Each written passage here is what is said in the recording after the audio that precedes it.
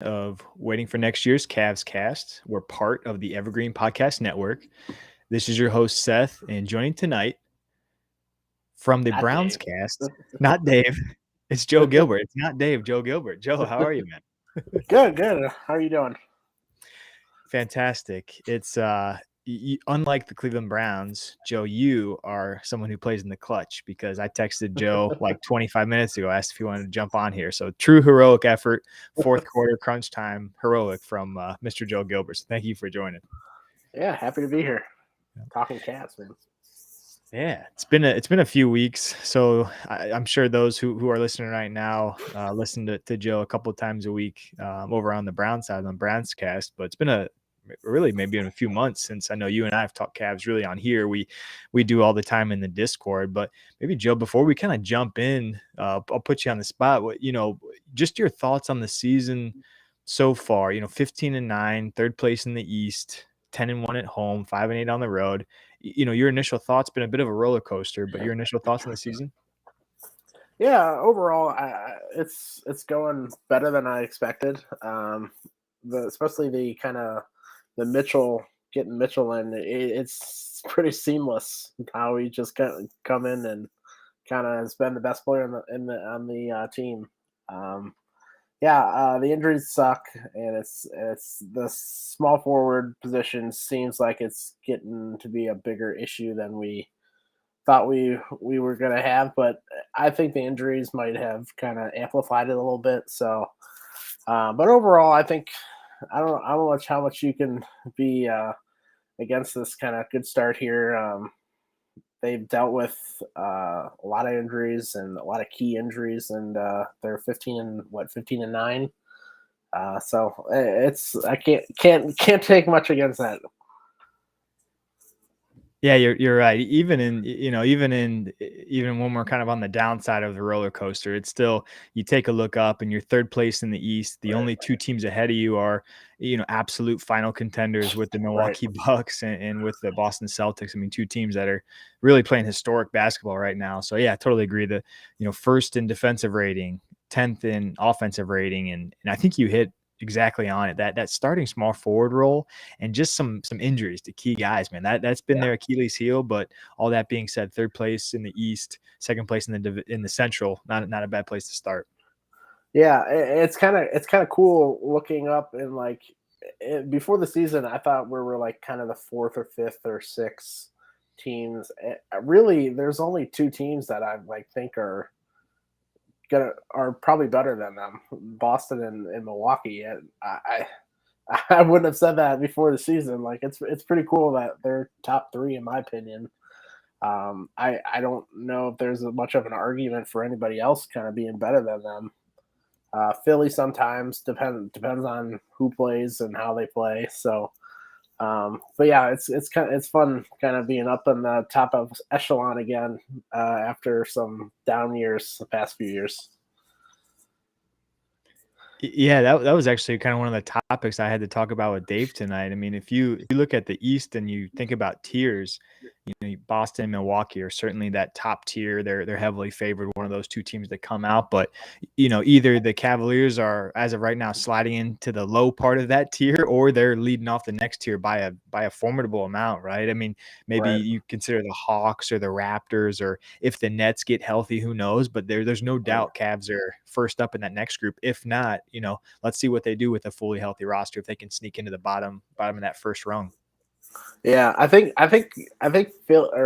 Milwaukee and Boston are probably 1A in like a 1A group, and then I would Yeah. say like Cleveland and probably Philadelphia is probably 1B, and then I would have like the two tiers. I think just based on the talent and just how they're playing, I think there's not a lot of competition better than Cleveland right now, and it's fun to watch. Yeah, absolutely. And with that, maybe we'll, speaking of fun to watch, we'll kind of skip last night's game because last night's game was not fun to watch. Cavaliers That was lost. just it Oh, kind of matched the Browns game, but they lost. It was like like like they couldn't make a basket to save their lives, but they played pretty hard and they played great defense, but they just and the traveling was just beyond like that was one of the most surreal things I've ever seen. Like 13 travel calls, like that is just it just killed any flow to that game. And I think it probably killed the shooting too. Like it's hard to kind of get in a flow when you're just stopping 13 freaking times to both sides too. Like Yeah. Knicks didn't shoot well either, and yeah, it was just like that game is kind of one of those just throw it away and don't think about it ever again. Yeah, Donovan Mitchell was audibly laughing on the last time he Yeah, was called for a travel. right, right. Donovan and Garland combined for 13 of 41 from the field, 5 of 20 from Yeah, 3. I mean, 13 of 41. It's the one takeaway I did have from last night's game. It was just, it was abysmal. Wasn't a lot of rebounding, no shots in the yeah, paint, but that was one thing I saw after the fact. Mobley got 9 shot attempts. And then, of course, you want Mitchell and Garland to get their shot attempts in. But when they've got 41 and Mobley, who's, I think at this point, no doubt your third scorer, yeah, especially with Allen on the bench, you probably want Mobley to have more than 9 right. since he's the guy getting shots within the paint. But man, it was brutal. To your point, those travels were just ridiculous. I don't know. There has to be some kind of like midseason course correction because it seems like every single game, if you turn on TNT or Yeah, league, it's happening everywhere. So there's got to be some kind of course correction, right? I feel like that happens almost every year. There's always one kind of thing. Remember when they used the change the ball or like midway through, and then they just like Right. course corrected. Okay, we're Yeah. done. This ball sucks. Like, yeah, I think it's just one of those things that it'll kind of get tampered down as they kind of figure out, wow, this is not helping the game. Like I understand what they were trying to go for, but like it's now just killing flows of games, and it's not fun to watch. Like getting turnovers like that is just not fun to watch. And yeah, it's gonna be in terms of the and just the game. I did think it was kind of they played through it like a stretch. I thought when they played really well, they played through Evan, and they just seemed to like not go through that. And they took a lot of jumpers, which is Mhm. not great, especially when you're not shooting well. I thought they could drive a little bit better. I think maybe Mitchell Robinson kind of thwarted them, and that is a good defensive team. I think overall, at least in terms of what they're known for, they kind of rough you up there. But it was just the whole overall offense was kind of just not working, and it kind of shows you the problem with the small forward spot, Mhm. because when your two top guards don't have it going, there was pretty much Chetty tried to like he was solid, but like beyond that, there's not a really kind of wing or guard that could score consistently for that team.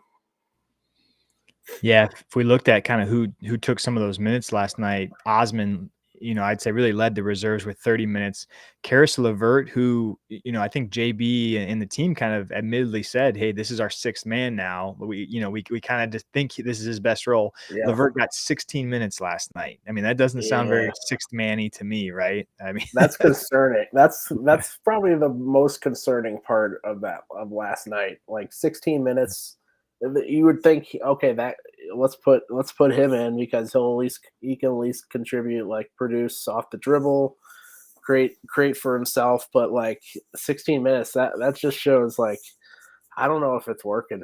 I don't know if it like we saw it briefly when that 40 points in a couple games before that, but like since then he's just not fit in, and I don't know how much longer they can go with it.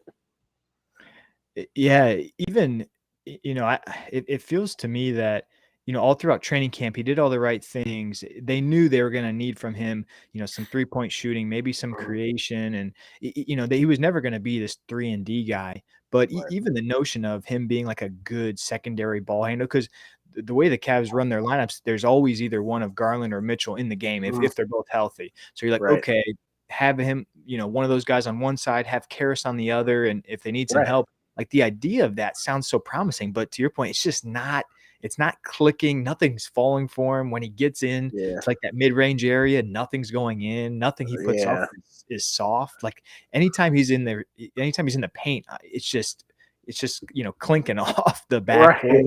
Nothing looks smooth or soft. It's been tough. Yeah, half the time it looks like he doesn't have a plan too. Like when he drives, like he's like should I pass? Should I shoot? Like it just doesn't. I don't know. And it seems like when he gets the ball, it just kind of the offense just kind of it comes stale and doesn't. You don't see that movement as much, which is kind of weird. Just I don't know what's going on. And the 16 minutes is it'll be interesting to see kind of going forward if that changes things. Like, are we are we seeing a kind of a big change here, or is it just a one game kind of he struggled and they were just trying to throw anything out on the floor? Yeah, because he was obviously out with an injury. He was struggling mightily before then. Yeah, He came back and had a really great game against the 76ers. He scored 22 points, 8 of right. 11. But then the past 2 games again, Mhm. you get 5 points from him in the Magic game, 2 of 7 from the field. And then the Knicks game, obviously last night, he was tough. And yeah, it's just you deal with some inconsistencies with that kind of player, but when it's once every like 6 or 7 nights, I mean, that's just Right. not enough. It just isn't No, gonna be what you need. especially for your sixth man, like Yep, you got to have more than that. yep, But yeah, it's going to be interesting to see what they kind of handle it going forward. yep. Yeah, his 16 minutes last night was only outdone by Okoro, who only got 13 minutes. So, Yeah, that's a whole other avenue, but it's just you need something from those. If one of those guys gives you a good game, right. one of those 2, you're happy. Oh for 2 way too many times this season, I'd say. Yeah, yeah, and I think we're kind of at the point what we know what Okoro is. I think, Yeah. sadly, I think he's just going to be that kind of 13 minute, 13 to 15 minute guy, kind of come in for defense and hopefully get some energy, and then maybe down the stretch be some matchup defensive. But yeah, I hope I was hoping. I know he's still young, but like we're in his third year, and it's like the shooting is just it's just not consistent. It just hasn't, and he hasn't. It seems like he makes it like he has a good game, and then he just has like these desert games where like for a good week or two that he can't make a basket to save his life. So that's another guy kind of have questions about. Yeah, in this, I think this is probably a good transition for us to go to, that small forward role, or even take position out of it a little bit, just to back up 2 or back up 3. They're just begging for some kind of stability. Understood, role players are going to give you the highs and lows, but they're begging for some kind of just familiarity and stableness back there that they're not getting night to night. Maybe Ricky Rubio, comes back and helps that, but I mean, frankly, we haven't heard. We've heard he's progressing towards 3 and Right. 3 play, but there's no timetable on Ricky, and it's you look down and it's December already. There's you need to hear Yeah. some good news from him sooner rather than later because it's going to take some time to come up. But with all that, and with the starting small forward role and backup, I thought it'd be kind of fun tonight if I know you and I have talked about this in Discord a little bit, but talked about maybe a player who the Cavs should be looking into. The trade deadline is February 9th, so there's still time, but there's about 8 weeks until the trade deadline surpasses. So I was hoping, Joe, maybe you could touch on somebody that you think the Cavs should be interested in, someone that would make sense for this roster, for this team, with the current players they have on their roster. Yeah, well, my initial kind of guy was Harrison Barnes before the season, but like the Kings are good, at least for now, and I don't know if they want to kind of blow it up there. So, um, just looking at like kind of you just gotta look at the lower level teams. So your Orlando Pistons, kind of Charlotte, the Spurs, which is the team I kind of want to kind of reference here. Is there's a couple kind of interesting guys on the Spurs. Like Keldon Johnson would be just a huge get, but I don't know how much that would cost. There's a few around the league. I think you're going to bring up probably Bogdanovich at the Pistons. I would assume he would be an ideal fit. I know we have to wait a little bit for him because he just signed an extension, but They just need someone like they don't need. It doesn't like it doesn't have to be an all like it doesn't have to be a very like a super productive guy. Like just a guy that can make shots when he's open. Like that's Right. it's not a hard thing. Like and then don't be like a sieve on defense. Like I wouldn't even have to look for a true 3D guy. I would just mostly look for a guy who can shoot. Like just to spread it out because I feel like everybody on this team is kind of doesn't it can every three at least on this team kind of constricts the offense because we got what Levert who can't really he's okay with shooting threes but hasn't shot threes well this year. Yeah. You got a core who can't make a three to save his life. You got Lamar who he's been better, but like still not a guy that you want to kind of rely on to make shots. So Yeah, not at that'll be volume, that's for sure. right. Yeah, that'll be some of the like that's what I would be targeting, just shooting. Yeah, you hit it. I think the Spurs are the team that I look at, and neither of these guys probably wow you, but you know, if you look at a guy like Josh Richardson, he's got 1 year left Right. on his deal. He's worth like 13 mil. I think he's a career 36 or 37% 3-point shot. He can play a little bit of defense. You know, he's not like super athletic. He's 29. You know, he's someone that's going to move, and yeah, someone who could be available. I'm assuming the Spurs would be taking pennies on the dollar for a couple of their players this year as they're in the Wembanyama sweepstakes. The other guy there's 2 years left on his deal, so this year and next year is Doug McDermott. So a guy Mm. who is probably going to hurt you defensively, but so too, he's only 30 years old. He's a Yeah. 40% guy from three. He makes I haven't thought 14 about mil. him, and Yeah. he was the guy that they try to get too. Yeah. What was that Yep. 2 years ago? Yeah. And I think, you know, with Kevin Love getting older, I mean, certainly Kevin Love is a way better playmaker and rebounder, all that stuff. But in terms of an actual shot maker, you know, I think if you look around right now, and if the Cavs lose Kevin Love, you look around and you say, where's the 3-point shooting coming from outside of Donnie and Darius? Man, they just Right. don't really have anyone. So just someone Right. who can come in, exactly what you said, make some threes. I think, you know, McDermott, a guy who's going to be here, you know, this year, next year, would make a heck of a lot of sense. Makes less than Levert, so that, you know, if the Spurs wanted to save some money and not have anything on the books for next year, you know, maybe that's something that they would entertain. But. Yeah, Eric Gordon is another guy. Ooh, On we've been defense. talking about him for a couple years now. I know. I feel like this was finally the year you would think they would trade him. Like, I don't know what he's doing on that team. Like, he got a bunch of kids on that team, and then you got Eric Gordon. Like, he just seems like a waste.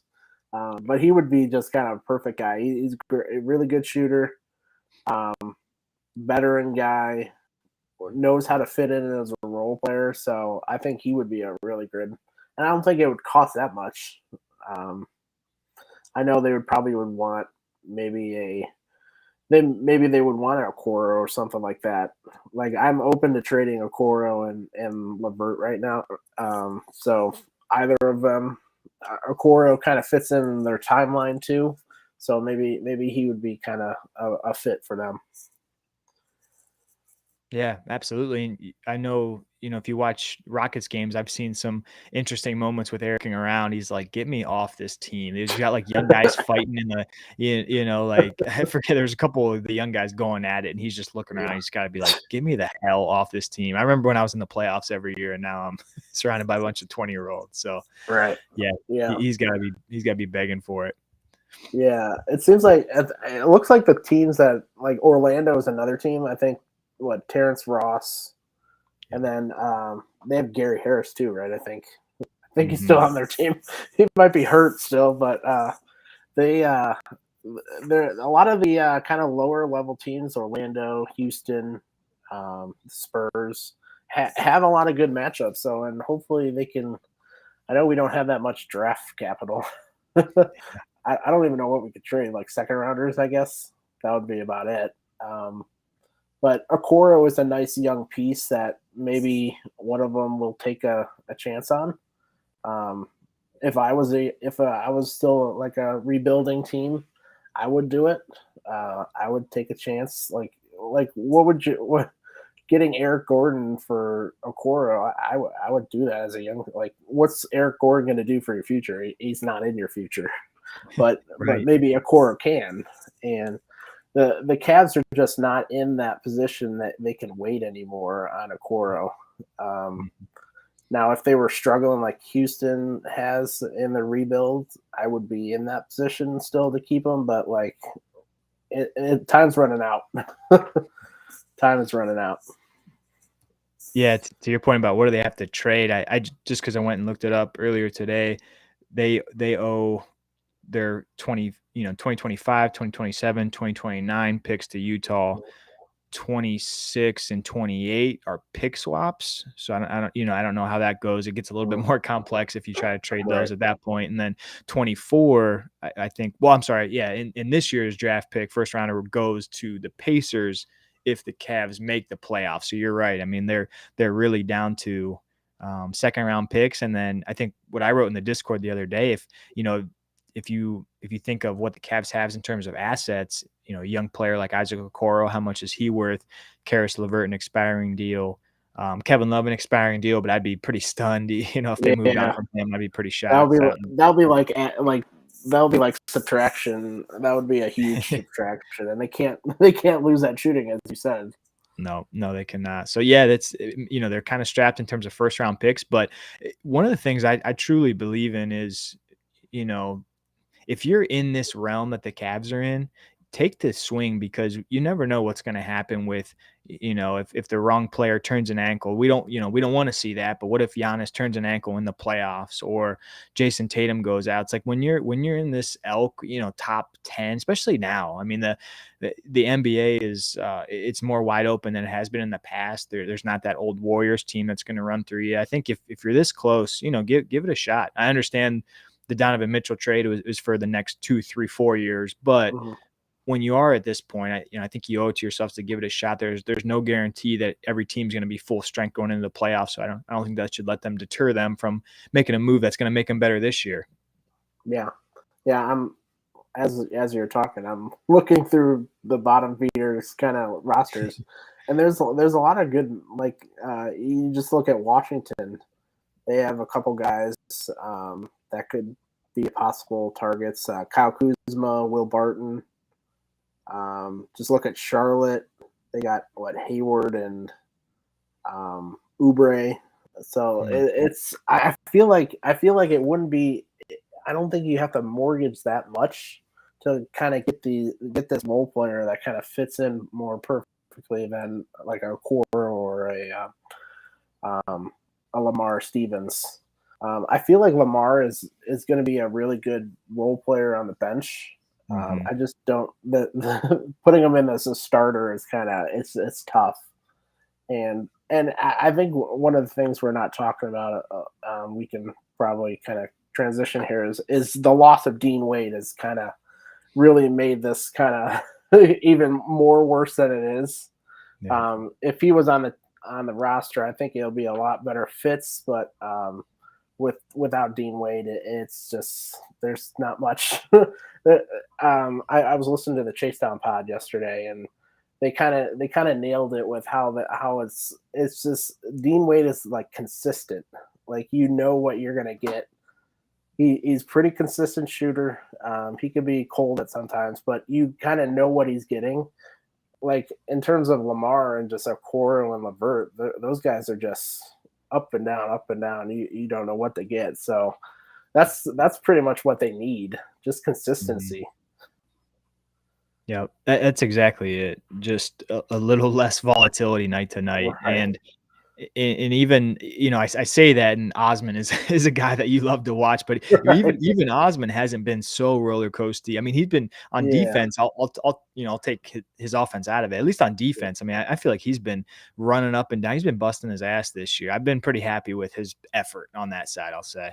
Yeah, like JB hasn't had to be forced to like play him off. Like Right. like there's a lot of times last year where he just wasn't able to play him because he just didn't play defense. It's sort of like Kevin Love at sometimes. Yeah. Yeah, and you hit on the Dean Wade. I thought we could give a really quick kind of injury update. So Dean Mhm. Wade, it was just announced. He had an AC joint sprain. He's going to be out 3 to 4 weeks, which just kind of hits that small forward, backup wing, whatever you want to call it, role even harder over the next few weeks. We did get some good news in that Jared Allen was upgraded to questionable, I think just a Yes. few hours ago. So what a game Please. to get Jared Allen back, right, against Please. Anthony Hey, Davis. welcome back. You have the guard AD who's on a freaking hot streak. Is it 2018 again? I mean, where is AD coming from? Yeah, I was just looking through his numbers. My God, he's just on a roll right now, and he is carrying that team with LeBron. Yeah, you put him up against Gian. I mean, he's got better numbers than Giannis right now. He's as Right. good, if not better than Joker, Embiid. I mean, he's playing at like an All NBA level, and it kind of came out of nowhere. It's the last couple of years you can't. You haven't been able Yeah. to trust he's been on the court, but man, he's by. I'm kind of happy for him, honestly, because he's had such a Yeah. tough stretch the past couple of years. I'm happy to see him, have string some good games together, I should say. Yeah. I'm happy for LeBron too. Yeah. Like he looked miserable. Just like it just seemed like AD was obviously his injuries were killing him, but like he didn't seem like he like just kind of mentally he wasn't like the Mhm. same player. But the last few weeks he's been the AD of the past, and that's gonna be a scary matchup if they don't have JA. That's Evan Mobley. Evan Mobley's gonna have to use all 6 of his fouls. That's right. And who are we gonna have back? Diakite. I mean, that's Right. they need Allen back very quickly. And the last kind of Yeah, key. and we saw Robin Lopez try to guard him in the first matchup, and that just didn't go well. That's one of the things. Just before we go to the other one, backup center might be a target too because Robin Lopez. I didn't realize how bad he is defensively. He Mhm. just he can't move, and guarding the pick and roll is just a big problem, and that's why he hasn't been able to kind of stick on the floor through all these injuries. He hasn't really. You would think with JA out, he would be playing consistently. And how many games has he not played in the last couple? And if so, he's played like 5 minutes or something. So I think that might be another kind of add on to any trade they kind of do. Try to get someone just an athletic big guy. Like Hartenstein would have been just great. Just watching him yesterday, like Oh just someone man, who can just guard the pick and roll and not be a absolute detrimental guy on the floor.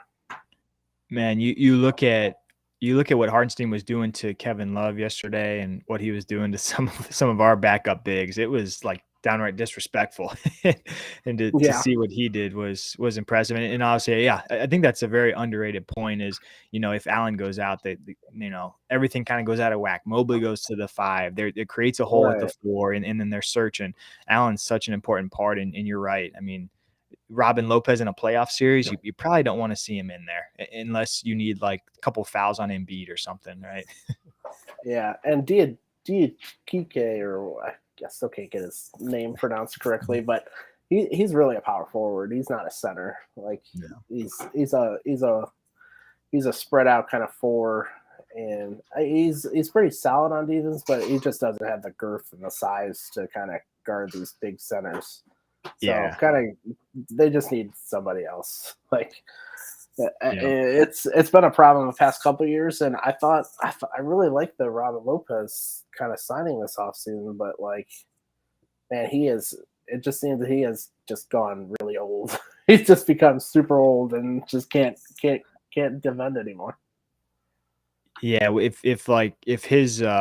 if the guy that goes out and screens, I mean, if the guard is just up against him to the hoop, they just see like a big cash sign. They just drive Yeah, right past them. It's pretty yeah, tough. And he, like I think you said in the Discord, I mean, he drops anyway, but if he doesn't drop deep enough, that guard's going straight to the hoop, and it's right. it's it's just tough. But we did Yeah, get one other piece of good injury news. Well, I shouldn't even call it news, but it was reported by Chris Fedor that Ricky Rubio advanced to 3-on-3, and he had an update with the Cavs doctors, quote unquote, soon. But it did sound like he was progressing. I guess that's good news, Joe. I mean, we don't have any specific timetable, but the fact that he's gone from we've seen him do like one-on-one drills before and after games. Now that he's up to 3-on-3, you'd think things are progressing, right? Yeah, you would think it's always a good sign when they're in kind of the contact mode of like those 3-on-3 situations. I see him. I've gone to what 3 games so far this year, and every time I come early, he's out on the floor shooting, and so it seems like he's getting closer. I think the off season timeline was always that kind of end of December, early January, and we're kind of in that mode, and it would fit that he's now going to 3-on-3 here in the next couple of weeks. So hopefully that gets amped up. There's no issues with like swelling or anything like that, or kind of pain or anything, and we can move on. He doesn't even have to be like 2021 Ricky Rubio. It just has to be kind of solid Ricky Rubio, be a veteran off the bench, and kind of help along that the bench that's kind of struggled scoring wise consistently. Yeah, be a stabilizer for some of those guys that are giving us way too much volatility right now. Yeah. Yep, totally agree with you. Well, I know I wanted to pose one question to you before we do. A quick word from our sponsor. We've got a great deal with Underdog Fantasy for first-time depositors. Enter in the code WFNY at checkout, and Underdog will match your deposit up to $100. Underdog is a great platform if you're tired of the DFS salary system. There's tons of game types and drafts every single night. Don't forget to use WFNY at checkout to get your first-time deposit matched up to $100. The Cavs are on a homestand, and their next 3 games are at home. So they host the Los Angeles Lakers Tuesday. All of a sudden hot, yeah, that's right, national game. There we go. All of a sudden red hot Kings on Friday, and then Thunder on Saturday. So that's their next 3 games for the week. Mm-hmm. Joe, if you have to predict if you have to predict their record over the next 3 games, host Lakers, Kings, and Thunder, what is the Cavs' record going to be, say, sitting on Sunday after those 3 games? I would say 2-1. Obviously, I think that depends on JA. I think they can go 3-0 if they get Allen back, because he's just that important to this team. But I think they'll beat the Thunder. Is on what, Friday? I think it is, or are they on Saturday? Kings Friday, Thunder Saturday. Yeah, Saturday. So and then the Kings are kind of the I feel like it could go either way for the Kings and the Lakers games, depending on if Jay is there. I think they could beat the Kings either way. So I think 2-1. I don't know about tomorrow. We'll see. We'll see who's in the lineup tomorrow. Yeah, that's what makes it tough. I'm in agreement with you. I think 2-1. Cavs are 10-1 at home. They're red hot at home. True, that's a good point. Love the way they play, but to your point, it's tough because I think if you're cautious, Cavaliers, then you say, hey, we can sit Jay all the way till Friday, if we give him off tomorrow. But it'd be great to give him some run and have the ability to have him for potentially for the back-to-back Friday, Saturday. So yeah, I'm gonna go 2-1. And there's just, we all know LeBron loves to beat the Cavs at home. Lakers are scourging.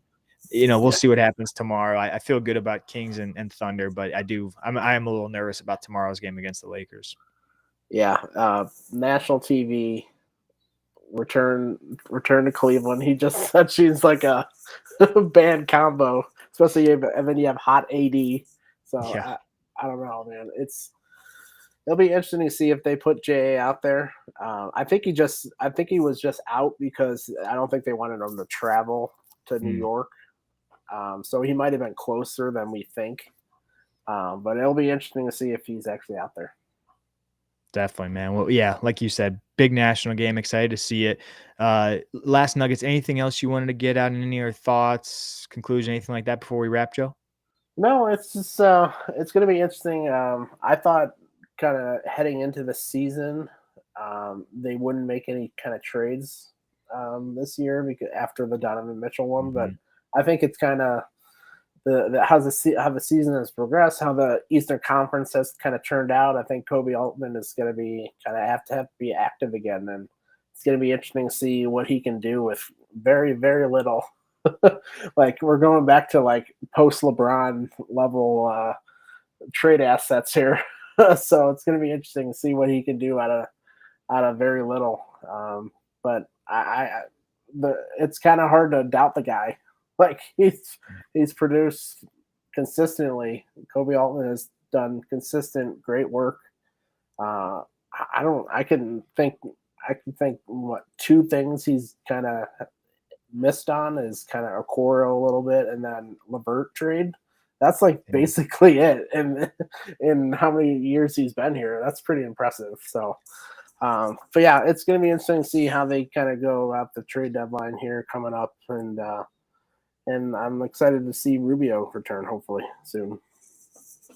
Yep. Yeah, totally in agreement. Altman seems to get the big things right, like Darius Garland, Evan Mobley, and Yeah, yeah, big things to come. And I'm in a total agreement. I think that was a really good point by you because I think after you give up all your assets for Donovan Mitchell, you think, okay, this is the team for the next 3 years. But that's not right. the way Altman operates. I mean, he's one of the most active GMs in the league. Yeah, Wouldn't be shocked at all if there's some kind of minor move around the fringes that hopefully helps him for this year.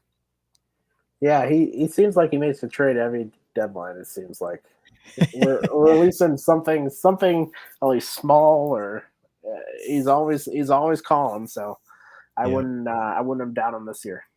Yeah, no doubt. Well, Joe, thank you for joining. Thanks again, Yeah, man, for jumping on kind of last yeah, no second. problem. We appreciate everyone listening. We'll be back next week and go over and listen to BrownsCast. When are you guys doing BrownsCast this week? Thursday? Thursday probably. Yeah, Thursday? A big matchup against Cincinnati yeah, Bengals. So tune into that Thursday night. yeah, yeah. Should Awesome. be fun. A good deal. Well, thanks all for listening. Have a good rest of the night.